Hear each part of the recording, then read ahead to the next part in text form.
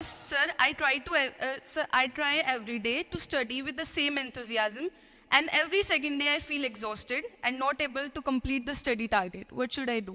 Sir मेरा आपसे सवाल होगा कि कई एक आध एग्जाम्पल होंगे सर जहां आपने लेट गो किया होगा, आप अपने जीवन में भी किसी चीज़ में लेट गो किए होंगे, तो कोई एक आध ऐसा एग्जाम्पल आप शेयर करना चाहे जिससे हमें भी प्रेरणा मिले। सर मेरा प्रश्न है आपसे कि सर मेरे साथ ऐसा हुआ कि मैं बचपन से बहुत अच्छी स्टूडेंट रही, और सर मेरी ज़िंदगी में ऐसा एक वक्त आया जब मुझे 2 बार असफलता का सामना करना पड़ा, और सर तीसरी बार मैं सफल हुई, परंतु सर आज भी वो डर मेरे मन से नहीं जा रहा है। अभी भी मैं उसको फेस नहीं कर पा रही हूँ कि मैं कैसे फेल हो गई। और सर कभी ऐसा होता है कि मैं सो रही हूँ और रात में मुझे वो डर लगता है कि आगे मैं नहीं कर पाऊंगी। मुझे ऐसा लगता है कि आगे अगर मैं कुछ अच्छा करना चाह रही हूँ तो मुझे उस असफलता का डर रहता है कि जो मैंने फेस किया है, और सर मैं उससे उभर नहीं पा रही हूँ। तो क्या ये मुझे लेट गो करना कभी रिग्रेट नहीं कर सकते क्या लाइफ में, या एक दिन और ट्राई कर लेते तो शायद मिल ही जाता? Now it's our time to finally have a positive Q&A session with sir. Sir first of all I will thank you so much, और you motivate us so much sir. मैं जब भी मतलब अगर लाइफ में कुछ भी प्रॉब्लम आ रही होती है तो यूट्यूब पे सबसे पहले यही देखती हूँ कि सर की कुछ ना कुछ वीडियो उस टॉपिक पे पक्का मिलेगी जिससे कुछ ना कुछ सॉल्यूशन जरूर होगा। आज जो आपने जो कुछ भी बोला, I am so motivated of it, and this society people give me a question to ask. ये इन्हीं लोगों में से किसी एक का क्वेश्चन है। So I like to ask sir, I try every day to study with the same enthusiasm, and every second day I feel exhausted and not able to complete the study target. What should I do? So first of all, thank you for saying me thank you. And as far as the question is concerned, I don't know whose question is this, but whosoever has sent the question. जब आप ये कहते हैं कि मैं रोज़ उतना पढ़ नहीं पाता हूँ, इसके बुनियादी तौर पर 2-3 रीजंस हो सकते हैं। पहली बात तो कोई भी नहीं पढ़ पाता है, मैं भी नहीं पढ़ पाता हूँ उतना। हम लोग प्रिटेंड करते हैं कि हम बहुत पढ़ते हैं। ईमानदारी की बात है कि मैं आज तक कभी भी 1 घंटे से ज़्यादा एक साथ नहीं पढ़ पाया हूँ, और मैंने ठीक ठाक पढ़ाई की है वैसे, है ना, आप भरोसा कर सकती हैं इस बात पे।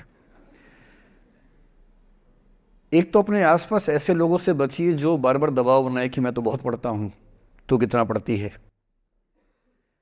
आप कितने घंटे का टारगेट लेके चल रहे हैं, एक प्रॉब्लम ये भी हो सकती है। आपकी उम्र में कॉलेज के अलावा अगर आप 3-4 घंटे पढ़ लेते हैं तो पर्याप्त है।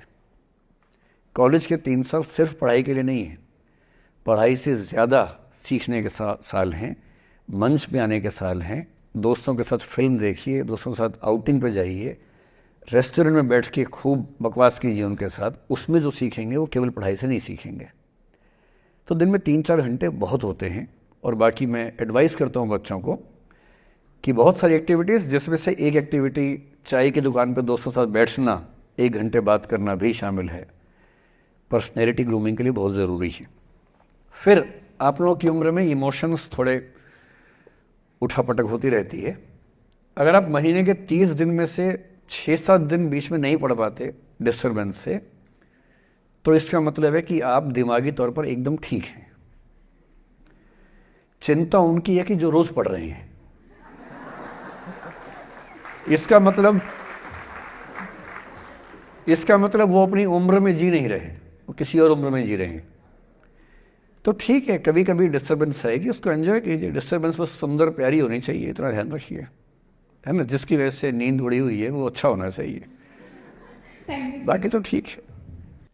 नमस्ते sir, thank you sir for this session sir. I extend my gratitude sir, it was an honour to listen you sir. Sir मेरा आपसे सवाल होगा कि कई एक आध एग्जाम्पल होंगे सर जहां आपने लेट गो किया होगा, आप अपने जीवन में भी किसी चीज़ में लेट गो किए होंगे, तो कोई एक आध ऐसा एग्जाम्पल आप शेयर करना चाहे जिससे हमें भी प्रेरणा मिले। मैं बताता हूँ आपको। जो मैंने कहा कि 7-8 साल पहले मैं थोड़ा एंग्जाइटी का शिकार हुआ। कई कारण थे, पर उसमें 2-4 लोग ऐसे थे जिन्होंने मेरा जीना मुश्किल कर दिया था उस समय। मतलब उन्होंने कर दिया, मैंने करवा भी लिया। अब तो मैं करवाता ही नहीं, तब मैंने करवा लिया था। अजीब किस्म के लोग पीछे पड़ के रात दिन 24 घंटे तनाव देते रहना बिना किसी बात के, कोई वजह भी नहीं थी ऐसी। मैं बड़ा परेशान रहा। फिर बाद में परिस्थितियाँ बदल गई, मैं ठीक हो गया, मेरी स्थितियाँ ज़्यादा बेहतर हो गई। तो उन दिनों मैंने एक रहीम का दोहा पढ़ा, वो मेरे जीवन का उसूल बन गया। उसके बाद से एक दो बार मेरे मन में आया कि मैं भी दुश्मनी कर लूं और दिखा दूं, और मेरे पास ताकत उनसे ज़्यादा थी उस समय भी, आज भी है। पर अगर मैं किसी के उकसाने पे उसके जैसा हो गया तो जीता तो वही। जब मैं ही नहीं रहा तो फिर तो कोई और लड़ रहा है, मैं रहा ही नहीं, वो जीत जाएगा।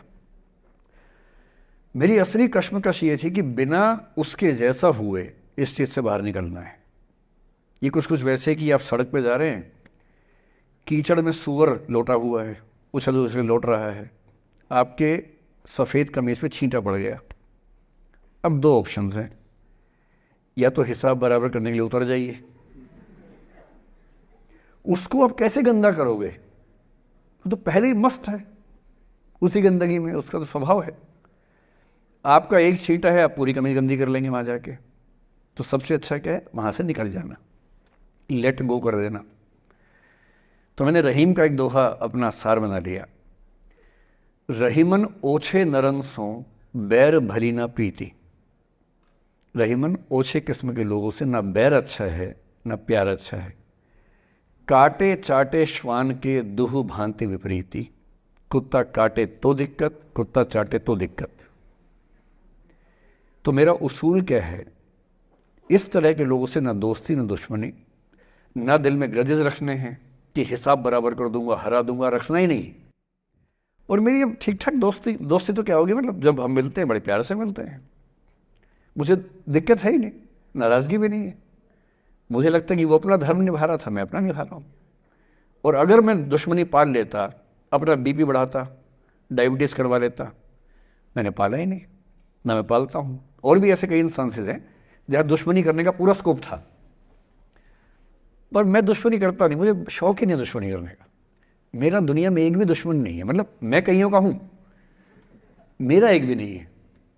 जो मुझे अपना दुश्मन मानते हैं वो मेरे दुश्मन नहीं, मेरे लिए वो परिचित हैं जो मित्र हो सकते थे या हो सकते हैं। फिलहाल मित्र नहीं है, लेकिन दुश्मनी नहीं है।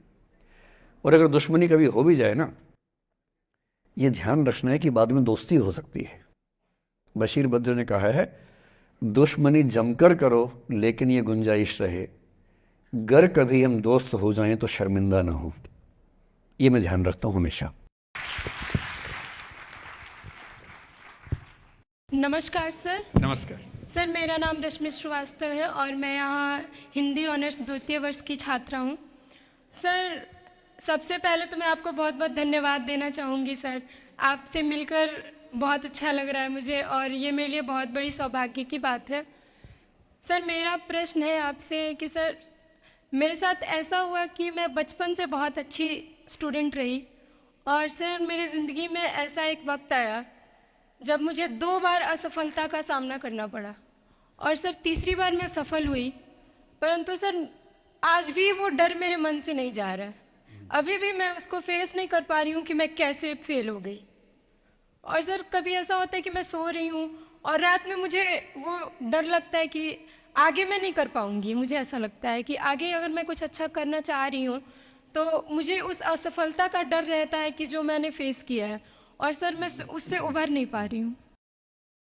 मतलब मेरे ख्याल से ये असफलता आपसे ज़्यादा आपके माहौल की, आपके पेरेंट्स, आपके टीचर्स की है कि उन्होंने आपको, मतलब कुछ बच्चे अपने आप से इतनी उम्मीद पाल लेते हैं कि फेलियर झेल नहीं पाते। आप वैसे बच्चों में हैं। जो आपने कहा ना कि मैं शुरू से बहुत अच्छी स्टूडेंट रही हूँ, ये दुर्भाग्य की बात है, ये अच्छी बात नहीं है। मैं नहीं चाहता कि बच्चे अच्छे स्टूडेंट बने। अच्छे स्टूडेंट का मतलब जो बहुत पढ़ाकू किस्म के होते हैं, सीधे स्कूल से घर, घर से स्कूल, घर में घुसते ही होमवर्क करना शुरू किया, वैसे बच्चे ज़िंदगी में बड़े परेशान रहते हैं। बच्चों को होना चाहिए छटा हुआ टाइप का, शरारती, बदमाश, मतलब काम भी करें स्कूल का, लेकिन बेसिकली आपको स्मार्ट होना है, कॉन्फिडेंट होना है। पढ़ाकू होने से ज़िंदगी बहुत अच्छी नहीं चलती है। ज़िंदगी के लिए ना व्यक्तित्व चाहिए। हुआ क्या आपके साथ, आपको बता दिया गया कि अच्छा बच्चा वो है जो पढ़ता है, होमवर्क करता है, आपने वो सब किया। तारीफ़ें आपकी इतनी हुई होंगी कि बेटा तुम तो कुछ भी कर दोगी, आपको भरोसा हो गया कि मैं कुछ भी कर दूंगी। लेकिन ऐसी ऐसी तारीफ़ें हर गांव हर मोहल्ले में कई बच्चों की हो रही थी। जब उन सब में कंपटीशन हुआ तो कुछ सफल हुए, बहुत सफल नहीं हो पाए। तो जो सफल नहीं हो पाए उनको बहुत बेचैनी हुई। आपका सौभाग्य है कि अब तीसरी बार में सफल हो गई। कई ऐसे लोग हैं जो कभी सफल नहीं हुए ज़िंदगी में, उनको भी तो जीना है। तो मैं एक ही बात कहूँगा, अपने आप से उम्मीदें कम कर लीजिए। और ये आसान नहीं होता है। इसका तरीका ये है कि एक दो ऐसे अच्छे दोस्त जो अच्छे भी हैं, दोस्त भी हैं और बहुत उम्मीदें ना रखते हैं, ना आपको रखने देंगे अपने आप से। डायरी लिखने से लेकर कुछ अच्छे उपन्यास पढ़ना, अच्छी फिल्में देखना, जो आपको सहज होना सिखाएं, न कि महान होना सिखाएं। महानता से बड़ा कोई रोग नहीं है, इस चक्कर में नहीं पड़ना है। सामान्य होना है। असली जद्दोजहद सामान्य होने की है, महान होने की नहीं। सहज होना है। तो अपने आप से क्या कहना, रोज़ कहना है कोशिश पूरी करूंगी, सफलता मिल गई तो बढ़िया, नहीं तो क्यों डरे, ज़िंदगी में क्या होगा, कुछ ना होगा तो तजुर्बा होगा। और भाड़ में जाए सीधी सी रात। नमस्ते सर। सर मेरा क्वेश्चन थोड़ा सा इनसे अलग है। सर जैसा आपने कहा कि लेट गो करना चाहिए, लेकिन क्या करना चाहिए? लेट गो करना चाहिए। हमने भी ये चीज़ सुनी है कि जिसके नसीब में जो लिखा होता है एक दिन उसे वो मिलता ही है, तो उसके लिए हमें परिश्रम करना चाहिए। तो सर एक इनके बीच में क्या एक थिन लाइन नहीं है कि हमने सोचा जैसे 71st डे पर मुझे ऐसा लग रहा है कि अब मुझसे और नहीं होगा, अब मैं नहीं करूँगी, माना कि वो गिव अप भी कहा जाता है। लेकिन अगर मेरे नसीब में है कि नहीं यार कल ये तुझसे हो जाएगा, अगर मैं कोई भी टास्क कर रही हूँ कल ये कंप्लीट होगा, लेकिन मैं सोचूँ नहीं मेरे से ये प्रेशर नहीं हो रहा, I should let go this, I should start some other thing. तो क्या ये मुझे लेट गो करना कभी रिग्रेट नहीं कर सकते क्या लाइफ में, यार एक दिन और ट्राई कर लेते तो शायद मिल ही जाता। देखिए, जो नसीब का मामला है, मेरे ख्याल से आपकी उम्र में नसीब को नहीं मानना चाहिए। दुनिया में किसी को नहीं पता कि नसीब है या नहीं, और है तो कितना है। सब तुक्का लगा रहे हैं, मैं भी तुक्का लगा रहा हूँ। ठीक, जो हार जाता है ना उसको तसल्ली देना बहुत ज़रूरी है, वरना वो जी नहीं पाएगा। और पराजित व्यक्ति को तसल्ली देने के लिए सबसे अच्छा शब्द है नसीब, भाग्य, नियति। बहुत ज़रूरी है। और इसलिए एक उम्र के बाद गीता का सार पढ़ना बहुत ज़रूरी है। समझना पड़ता है कि सब कुछ हमारे हाथ में नहीं होता है, सच में नहीं होता है। पर इसका मतलब ये भी नहीं है कि सब कुछ किसी और के हाथ में होता है। अगर ऐसा होता तो बिना मेहनत करने वाले आईएएस बन जाते या कुछ भी बन जाते। ये हो सकता है कि आईएएस बनने के एग्ज़ाम में 10 ने मेहनत की, उनमें से 8 का हुआ, 2 का नहीं हुआ। पर यह नहीं हो सकता कि एक आदमी ने मेहनत नहीं की तो उसका आईएएस हो गया। बिना मेहनत के तो नसीब भी नहीं मिलने वाला है। इसलिए ये मान लीजिए कि कुछ ना कुछ चीज़ें हमारे कंट्रोल में नहीं हैं, लेकिन जितना कंट्रोल में है उस पर पूरी ताकत लगाएंगे, पूरा डिसिप्लिन रखेंगे, तो हम अपनी किस्मत सबसे अच्छी लिख पाएंगे। सबसे अच्छी मतलब बाकियों से नहीं, मेरी जितनी अच्छी हो सकती है उतनी अच्छी लिख पाएंगे। और इसलिए अगर आपको लगे कि मैं नहीं कर पाऊंगी कोई काम, तो उसको गिव अप ही कहते हैं। लेट गो का मतलब तब होता है जब आप मन भर चुका है, अब उसकी ज़रूरत महसूस नहीं हो रही। जैसे आईएएस बनने की कोशिश कर रहे हैं, नहीं बन पाए, तैयारी छोड़ दी, गिव अप है। बन गए, नौकरी की, मज़ा नहीं आया, छोड़ दिया, ये लेट गो है।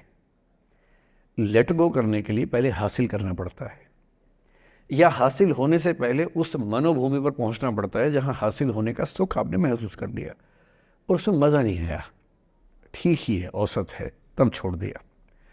इसलिए आपकी उम्र को शोभा नहीं देता कि हम नसीब की बात करें, ये शोभा देता है मेरी उम्र को। तो 30-40 के बाद नसीब, भाग्य, नियति चलेगा। फिलहाल कर्म पे भरोसा कीजिए, मेहनत, डिसिप्लिन, और मोटिवेशन से ज़्यादा महत्वपूर्ण है डिसिप्लिन, ध्यान रखिएगा। मोटिवेशन का ग्राफ ऐसा होता है, फिर ऐसे नीचे आता है धीरे धीरे। डिसिप्लिन ऐसे रहता है, और डिसिप्लिन वाला व्यक्ति हमेशा मोटिवेशन वाले व्यक्ति से ज़्यादा सफल होगा, ये मान के चलिए। सबसे अच्छा क्या है? Motivation with discipline.